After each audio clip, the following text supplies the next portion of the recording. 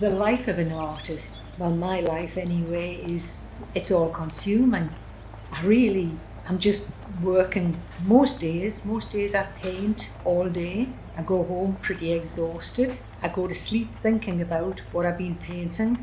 And I wake up in the morning, continue thinking about what I'm painting, what I'm going to paint. So really, it's just kind of taken over my life.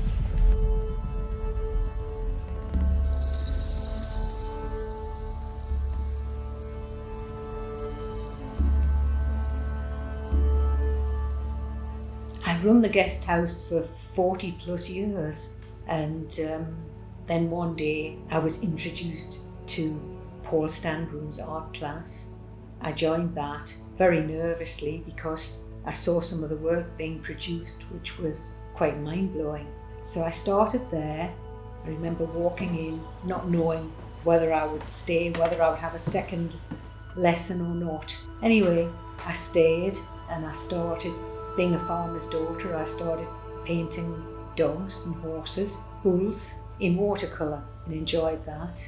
And then I got the chance to go to India. Paul was taking a group to India, and I was told before I went that it was love or hate. There was no middle ground. And when I arrived, I was just simply blown away. Got off the plane and the smell of the spices and the colour and the heat just hit you. It was absolutely amazing.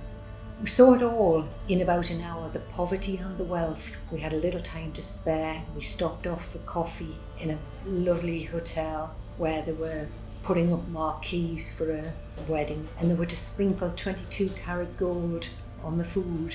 And just through the hotel gates was people's homes on the pavement. So the contrast was there immediately.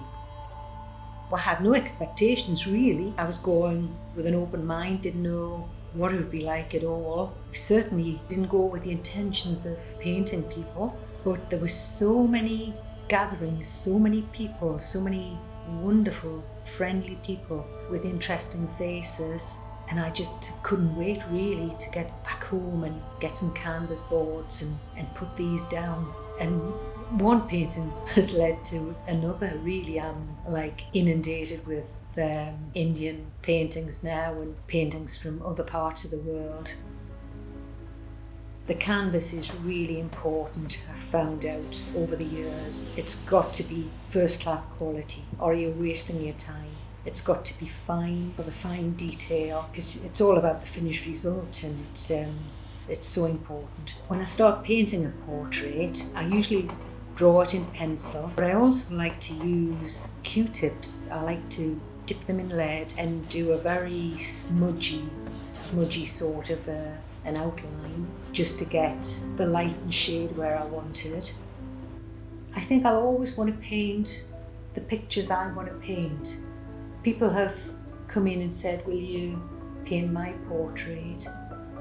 But you know, I think people carry around an image in their minds, probably a well outdated image of how they look, and they don't want to see lines on the face. But I just think a face, I paint a face as I see it.